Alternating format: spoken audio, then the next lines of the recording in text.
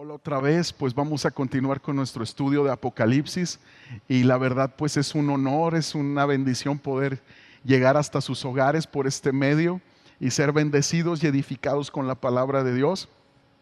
Bueno, hoy vamos a ver el mensaje de la iglesia a Filadelfia, que está en el Apocalipsis capítulo 3, versos 7 al 13.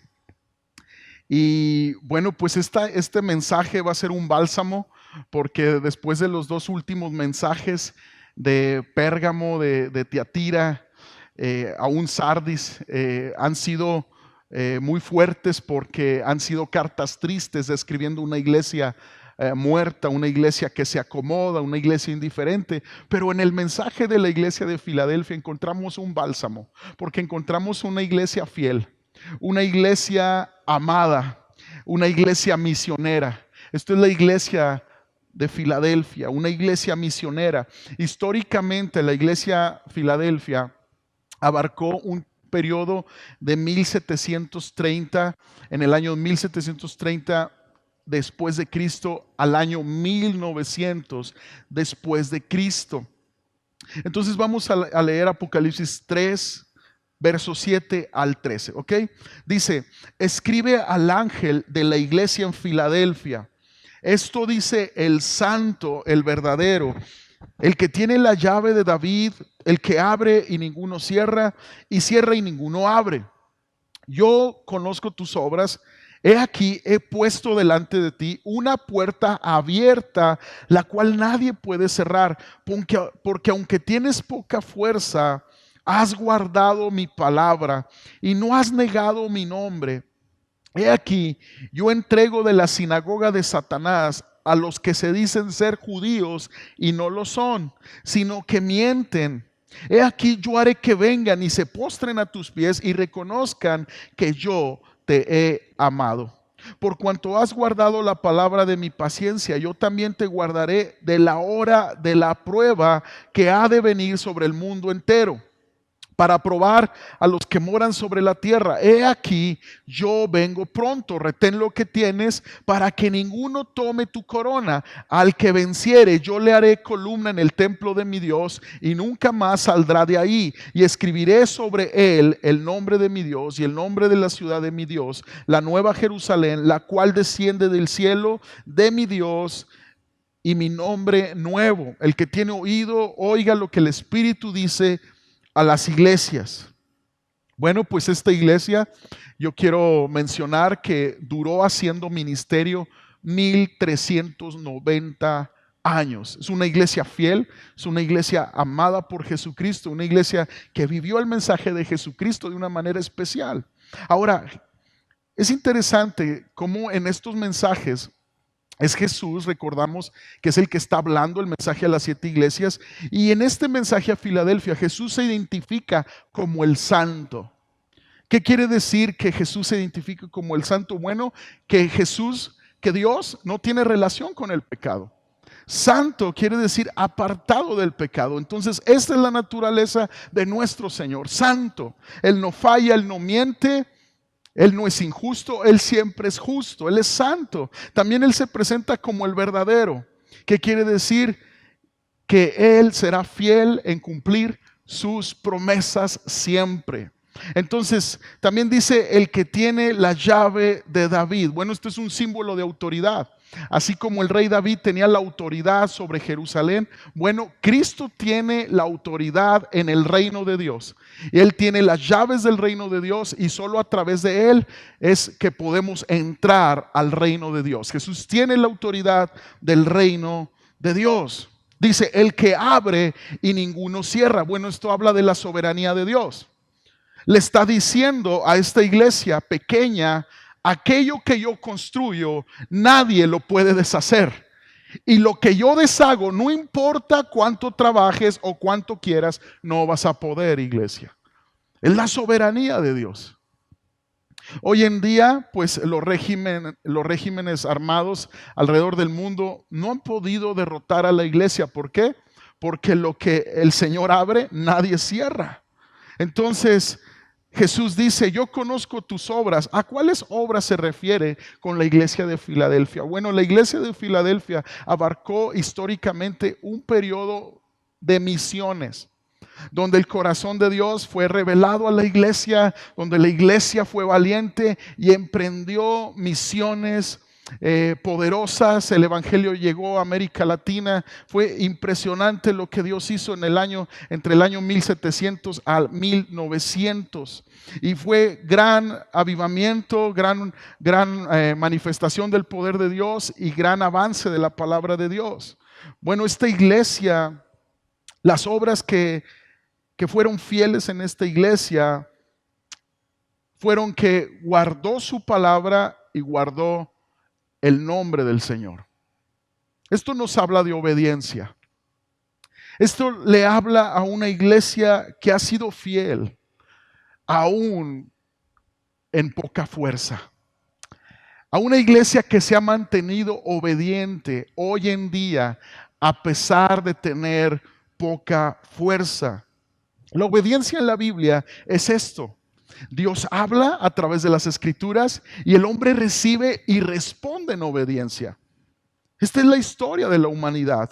Adán desobedeció, Cristo, el segundo Adán, obedece la ley de Dios perfectamente para poder ser el Cordero perfecto que entrega su vida por el pecado de la humanidad para que recibiéramos ese perdón, esa restauración, y así a través de la obediencia de Jesús puede ser nuestra esa obediencia también, a través de poner nuestra fe en Jesucristo.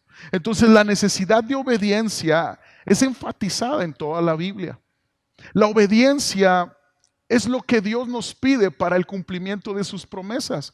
Tú puedes identificar a lo largo de las escrituras que las promesas de Dios están condicionadas con obediencia. De hecho, yo quiero hablarte de un ejemplo en el Antiguo Testamento en cuanto a la obediencia que Dios demanda del hombre.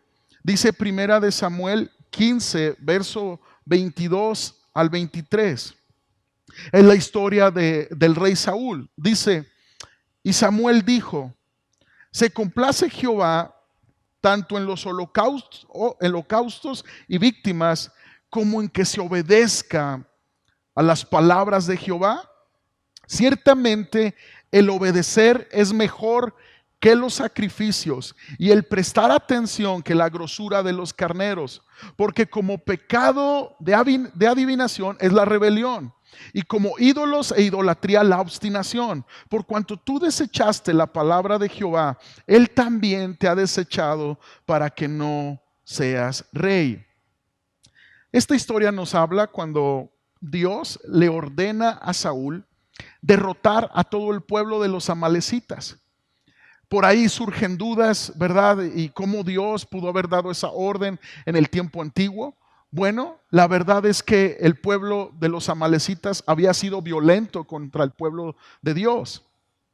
Y incluso cuando el pueblo de Dios sale de Egipto, comandados por Moisés, obviamente respaldados por Dios, en el desierto el pueblo de los amalecitas se le opone al pueblo de Israel, dispuestos a acabar con ellos. Entonces vienen a ser enemigos ya de tiempo del pueblo de Dios. Y la orden de parte de Dios a Saúl fue: quiero que termines con los amalecitas.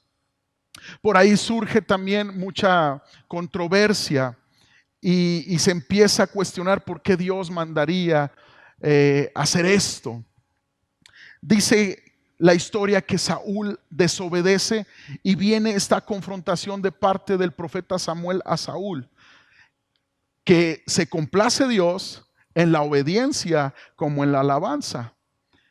Entonces viene esta confrontación para hacer ver que Dios se agrada de obedecer, de que se obedezca a su palabra. Muchas veces la gente quiere mucha experiencia espiritual, pero no hay obediencia a la palabra. Entonces eso no agrada a Dios. Bueno, las consecuencias de la desobediencia de Saúl es que es desechado como rey, pero la desobediencia de Saúl va más allá de lo que pasó en este tiempo, aquí en 1 Samuel 15. 500 años después, en el libro de Esther, Yo quiero que me acompañes al libro de Esther, capítulo 3, verso 1. Se levanta un amalecita, un descendiente de Amalec. ¿Por qué descendiente? Bueno, porque Saúl no destruyó a todos los amalecitas. Dice ahí en 1 Samuel que dejó a lo mejor de los amalecitas, incluyendo al rey como trofeo de su conquista, de su victoria. Pero en Esther capítulo 3, verso 1, 500 años después, dice, tiempo después el rey Jerjes ascendió a Amán, hijo de Amadeta el Agüego, lo puso por encima de todos los demás nobles y lo convirtió en el funcionario más poderoso del imperio. Y fíjate el verso 8, dice, luego Amán se acercó al rey Jerjes y le dijo, hay cierta raza dispersada por todas las provincias del imperio que se mantiene aislada de todos los demás. Tienen leyes diferentes de los demás pueblos y se niegan a obedecer las leyes del rey. Por lo tanto, no conviene a los intereses del rey que ese pueblo siga con vida. Si el rey le agrada, emita un decreto para destruirlos y yo donaré 10,000 bolsas grandes de plata a los administradores del imperio para que los depositen en la tesorería del reino. 500 años después de Saúl, se levanta este amalecita, teniendo gracia con el rey Jerjes, haciendo un complot para destruir al pueblo judío. 500 años después, por la obediencia de Saúl, por dejar lo mejor de los amalecitas con vida. Yo quiero que entendamos a la luz de la palabra, incluyendo todo el contexto bíblico, de que Dios nunca ha sido un tirano. Dios, escucha con atención, le dolió la destrucción del tiempo del Antiguo Testamento y estuvo dispuesto en su paciencia, aún con un corazón dolido por la muerte que describe la historia del Antiguo Testamento, para poder guardar a su pueblo de Israel, donde surgiría el Mesías para salvación a toda la humanidad. No estamos delante de un Dios tirano, estamos delante de un Dios que ha planeado la redención del ser humano y en su paciencia, porque Él no controla al hombre, ha tenido que hacer su plan de acuerdo a su soberanía, fundamentado en un amor incansable por el hombre. Si Dios mandó hacer estas cosas, fue por amor a su pueblo, fue para que existiera un Mesías, porque el Mesías, Jesucristo, viene del linaje de David, del pueblo judío, para la redención de toda la humanidad. Yo te invito a que veas cada pasaje de la Escritura a la luz del contexto bíblico en general, para no malinterpretar las acciones de Dios en el pasado. Así que tenemos una obediencia a medias, es desobediencia de Saúl. 500 años después vemos las consecuencias. Los amalecitas siguen haciendo guerra contra el pueblo judío. Esto nos enseña algo, esto es una gran verdad. Lo que tú no matas por desobediencia a Dios, se podrá levantar contra tus hijos en el futuro. ¿A qué me refiero? Cuando dejamos situaciones en nuestras vidas que deshonran a Dios, pecados ocultos, tarde o temprano nuestros hijos van a ver ese ejemplo. No hay nada encubierto que no pueda salir a la luz, dice la Escritura. Y es ahí donde nuestros hijos podrán ser impactados por una obediencia radical a Dios o una tibieza delante de Dios. Entonces, esta iglesia de Filadelfia nos enseña una obediencia. ¿Qué es lo que hace la obediencia a Dios? Honra a Dios, honra su nombre, honra su palabra, honra su gloria, honra el cuerpo de Cristo, honra la morada del Espíritu en nosotros. Ahora, hay beneficios para el creyente en Cristo Jesús cuando vive en obediencia. Bueno, número 1, hay gozo. Número 2, hay paz. Número 3, tenemos estabilidad emocional. ¿Por qué? Porque nuestra satisfacción está en Cristo Jesús. Y como fruto de esa relación con Jesús, de esa comunicación con Jesús, hay una satisfacción. Número 4, tenemos una mente enfocada, porque cuando estamos en obediencia a Dios, tú y yo tenemos una lucha constante por mantenernos en Cristo. Entonces ya no nos desenfoca lo que el mundo nos ofrece, ya no nos desenfoca el problema. Nuestra mente sigue y nuestro corazón sigue enfocados en Cristo. Número 5, la obediencia nos evita la amargura de las malas consecuencias. Número 6, la obediencia a Dios hace que Dios quiera darte oportunidades mayores para representarlo correctamente. Por eso dice Jesucristo en Mateo 25:21. Y su Señor le dijo: bien, buen siervo fiel, sobre poco has sido fiel, sobre mucho te pondré. Entra en el gozo de tu Señor. Entonces, al ponerte Dios en lo mucho, demuestra tu obediencia en lo poco. Si Dios te está poniendo en lo mucho, bueno, es porque fuiste fiel en lo poco. Ahora, esta iglesia de Filadelfia tenía poca fuerza. Era una iglesia tal vez pequeña, con pocos recursos, pero fue elogiada porque aún en esta situación se mantuvo en obediencia a Cristo Jesús. Que tú y yo podamos ser ese tipo de iglesia. Una iglesia fiel aún en las circunstancias adversas o en la poca fuerza que podamos tener. Esta iglesia tuvo presión, tuvo carencia, tuvo necesidades, circunstancias difíciles, pero no negó la fe en Cristo Jesús. Esto no es negar el nombre de Cristo. Esto es guardar el nombre. Y no guardar el nombre es desatendernos de lo que escuchamos una vez y nos bendijo. Cuando tú te desatiendes de lo que tú has aprendido en la palabra de Dios, olvidándote en ingratitud, tú estás desatendiendo, tú estás despreciando, tú estás negando el nombre de Cristo. Entonces quiere decir que esta iglesia y estos cristianos son aquellos que, aunque las cosas parezcan estar saliendo mal, ya no vuelven atrás. Ya no vuelven a los vicios tal vez, ya no vuelven a refugiarse en dependencias tal vez emocionales, ya no vuelven a la botella tal vez. Ellos se refugian en la presencia de Dios, en la oración.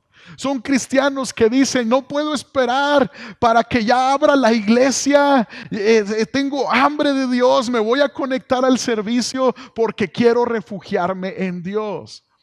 El creyente que no niega el nombre de Cristo, aún con poca fuerza, es aquel que en sus momentos más adversos, su escape es la presencia de Dios, es la palabra de Dios. Ya no es su pasado, ya el pasado quedó lavado con la sangre de Cristo. No hay sociedad con el pasado.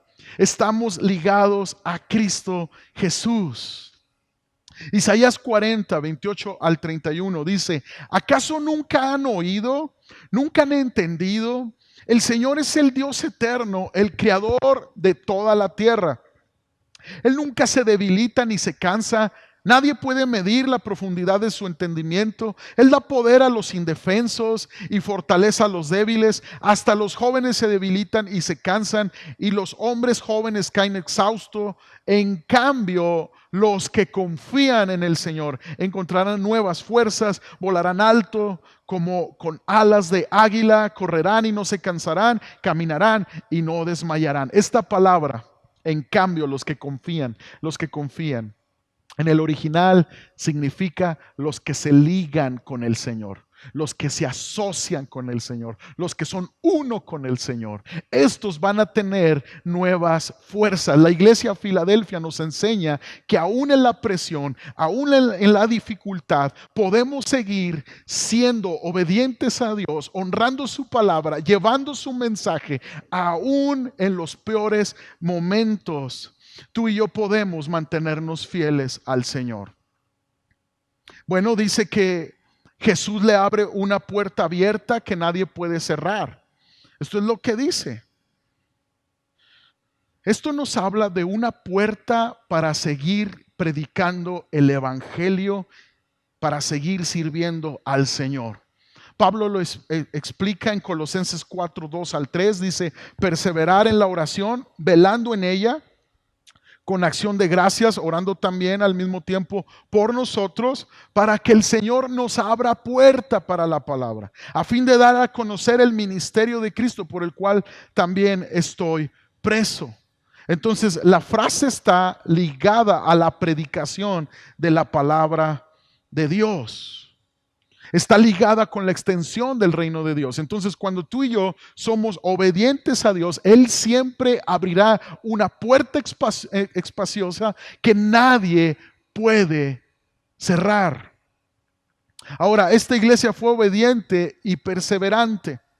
Esta iglesia tiene algo que no tenían las otras iglesias. Y es que Cristo le abrió esta puerta. Por eso esta iglesia duró ministrando 1390 años, 1400 años aproximadamente. Entonces Jesús le está diciendo: yo he visto el tamaño de que eres, yo he visto tu fuerza, es poca, pero yo te animo, porque yo te abro esta puerta que nadie puede cerrar. El hecho de que esta iglesia tuviera poco poder no quiere decir que Cristo no la estuviera usando efectivamente. Como te digo, es una iglesia misionera, es una iglesia que ama la palabra de Dios, que ama al perdido, que busca extender el mensaje de Jesucristo. Entonces, los recursos para esta iglesia no vienen del mundo, vienen de Cristo y de su gloria. Cuando tú te sientas con poca fuerza, sin recursos, recuerda que el Señor es tu proveedor. Él provee fuerza, Él provee aliento, Él provee lo que necesitas para seguir sirviendo al Señor. ¿Cuántos lo pueden creer? Esta iglesia tuvo como visión alcanzar al mundo. Esta iglesia amó a su prójimo y también ama a un mundo perdido. Filadelfia quiere decir amor fraternal. Y aunque sea pequeña, Dios le había dado una puerta para seguir sirviendo y predicando. ¿Qué podemos aprender de esta iglesia? Que una de las cosas que debemos de comenzar a hacer en nuestras vidas es obedecer la palabra de Dios. Queremos solidez en nuestros matrimonios, queremos solidez en nuestras familias, queremos bendición, queremos permanecer en los planes de Dios. Obedezcamos la palabra de Dios. Porque un hijo de Dios que está sirviendo en desobediencia no va a tener ningún impacto como lo hará un hijo de Dios que camina en obediencia. Quizá tú te encuentres en momentos de debilidad física, económica o debilidad emocional o por enfermedad. Bueno, pues no pienses que estas situaciones pueden impedir que tú sigas sirviendo al Señor. No puedes dejar que te impidan servir al Señor. La realidad de las cosas es que las mejores oportunidades para servir a Dios se abren en medio de la debilidad. Esta iglesia no titubeó en cuanto a seguir sirviendo aún en debilidad. Esta iglesia no titubeó aún en problemas de seguir sirviendo. Yo creo que es tiempo de que una iglesia se levante con pasión y a pesar de la rutina, a pesar de la exigencia de la vida, sigamos sirviendo a Dios con pasión, amando la iglesia local, entregándonos por Cristo en palabra y en obra, en el poder del Espíritu Santo. Es tiempo de servir al Señor. Si tú tienes el pensamiento, bueno, es que cuando tenga tiempo voy a servir al Señor. Es que cuando tenga yo le voy a dar al Señor. Bueno, pues ese día nunca va a llegar. Porque si tú no sirves a Dios hoy, porque si tú no te das al Señor hoy, entonces tal vez pase el tiempo, tengas mayor responsabilidad con tu familia, tengas más tareas que hacer, tal vez menos vas a servir al Señor. Poco poder no es preocupación para Dios. No debe de ser preocupación para ellos. ¿Por qué? Porque Jesús dice, Bástate mi gracia porque mi poder se perfecciona en tu debilidad. Fueron las palabras al apóstol Pablo. Ahora, Jesús le da estas promesas a esta iglesia para que continúe en obediencia. Capítulo 3, verso 9 de Apocalipsis al 13 dice: He aquí, yo entrego en la sinagoga de Satanás a los que se dicen ser judíos y no lo son, sino que mienten. He aquí, yo haré que vengan y se postren a tus pies y reconozcan que yo te he amado, por cuanto has guardado la palabra de mi paciencia. Yo también te guardaré de la hora de la prueba que ha de venir sobre el mundo entero, para probar a los que moran sobre la tierra. He aquí, yo vengo pronto. Retén lo que tienes, para que ninguno tome tu corona. Al que venciere, yo le haré columna en el templo de mi Dios, y nunca más saldrá de ahí, y escribiré sobre él el nombre de mi Dios y el nombre de la ciudad de mi Dios, la nueva Jerusalén, la cual desciende del cielo de mi Dios, y mi nombre nuevo. El que tiene oído, oiga lo que el Espíritu dice a las iglesias. Esto quiere decir, ponga diligencia en lo que se está hablando. Ponga diligencia en escuchar. Bueno, la promesa es, número uno, que reconozcan los incrédulos, ya sea para salvación o por disciplina, que Dios ha estado contigo, iglesia. Número dos, es otra promesa que Dios les da en estos versos. Bueno, es que Dios nos va a librar y guardar o preservar en la hora de la prueba que habrá de venir sobre el mundo entero. ¿Cuál es esta hora de la prueba? Bueno, vamos a Daniel capítulo 12. Acompáñame a Daniel capítulo 12, verso 1 y 2. Dice: en ese tiempo se levantará Miguel, el arcángel, que hace guardia sobre tu nación. Entonces habrá un tiempo de angustia como no lo hubo desde que existen las naciones. Sin embargo, en ese momento, cada uno de tu pueblo que tiene el nombre escrito en el libro será rescatado. ¿Cuántos se gozan de esta promesa? Se levantarán muchos de los que están muertos y enterrados, algunos para vida eterna y otros para vergüenza y deshonra eterna. Los sabios resplandecerán tan brillantes como el cielo, y quienes conducen a muchos a la justicia brillarán como estrellas para siempre. ¿Qué quiere decir? Bueno, viene una hora de la prueba, un momento de gran tribulación, está profetizado. Algunos dicen que esto se debe de interpretar, bueno, te voy a sacar de la tribulación, y esto alude al rapto de la iglesia cuando Jesús venga por su iglesia. Y otros interpretan de esta manera: yo te voy a preservar en medio de la tribulación. Entonces, sea que Cristo venga antes de la tribulación por nosotros o que venga durante la tribulación, Él nos va a guardar o preservar a los que obedecemos su palabra. Entonces, nuestro enfoque debe de ser en obedecer a Cristo Jesús. Se está cumpliendo la escritura. Mateo 24, los principios de dolores. Mateo 24 también describe la gran tribulación que ha de venir al mundo entero. Verso 11 dice: he aquí, yo vengo pronto, retén lo que tienes para que ninguno tome tu corona. ¿Qué quiere decir? Cristo viene pronto. Se está cumpliendo la escritura. A mí me sorprende cómo muchos se resisten a creer. Quieren seguir creyendo fábulas. Quieren seguir creyendo doctrinas de hombre, y la Biblia que se está cumpliendo se está ignorando. ¿Qué tiene que hacer Dios para que su pueblo le crea? ¿Qué tiene que hacer Dios para que una nación se vuelva a Él con todo su corazón? Solo el Espíritu Santo lo puede hacer. Solo una visitación lo puede hacer. Una visitación de Dios. Entonces dice: retén lo que tienes. ¿Qué tienes? Tu fe, la palabra, la perseverancia. Lo que tenemos en esta vida aquí se queda, pero realmente lo precioso, lo que importa, lo más preciado que el oro es nuestra fe, es la palabra de Dios, es la perseverancia que podamos desarrollar en esta fe. Hebreos 10:37 dice: porque aún un poquito, y el que ha de venir vendrá, Jesús vendrá, y no tardará, mas el justo vivirá por fe. Y si retrocediere, no agradará a mi alma. Pero nosotros no somos de los que retroceden para perdición, sino de los que tienen fe para preservación del alma. En este tiempo, tú y yo tenemos que enfocarnos en perseverar en Cristo. No podemos detenernos. Si hay gente a nuestro alrededor que claudica, bueno, enfócate en Jesús, pon los ojos en Jesús y sigue adelante.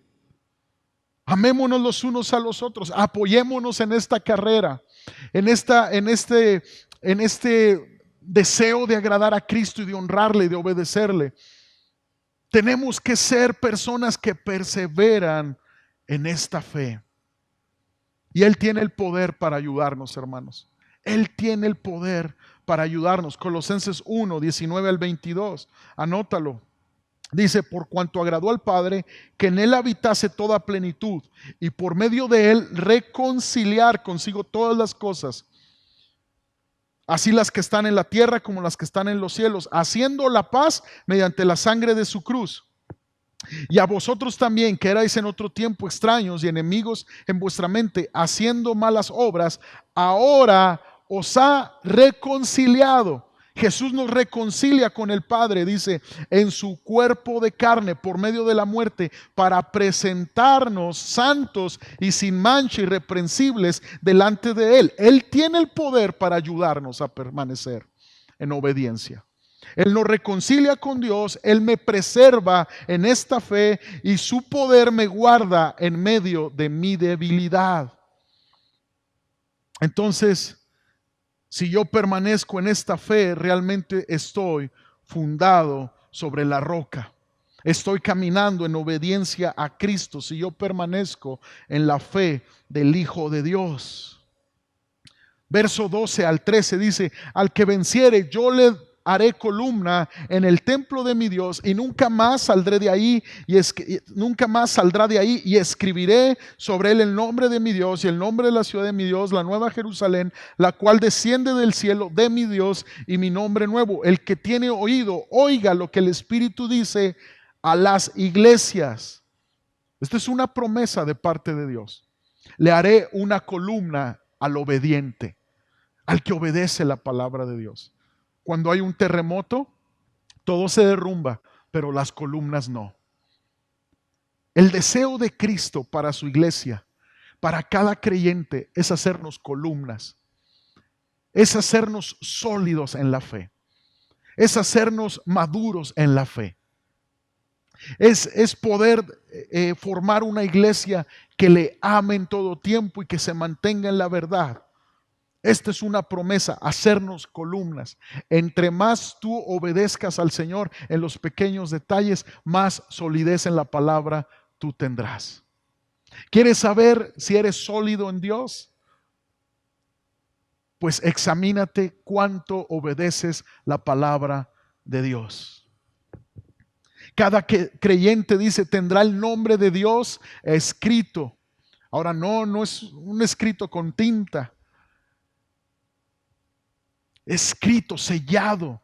Dice, y el nombre de la ciudad de mi Dios. Entonces tú, iglesia fiel, tú eres propiedad de Dios, ciudadanos del reino de Dios. No somos de este mundo. Jesús vendrá con otro nombre. Escucha, y tú y yo seremos testigos de su regreso. Él ya no viene como un cordero. Él ya vino como un cordero.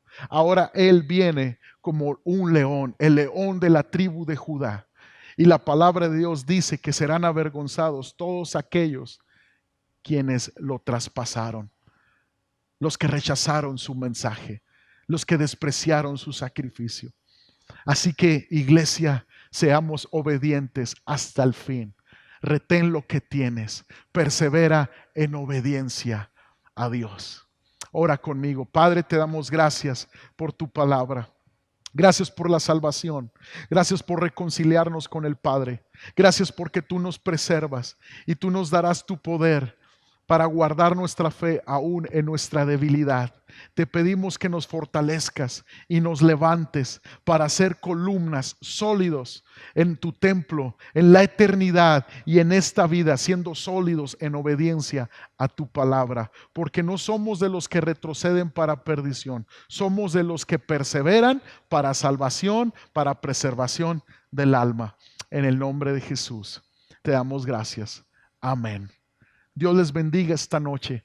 Sigan a Cristo. Dice la palabra en Mateo 24:13, el que persevere hasta el fin será salvo. Persevera, iglesia, persevera. Dios les bendiga. Gracias.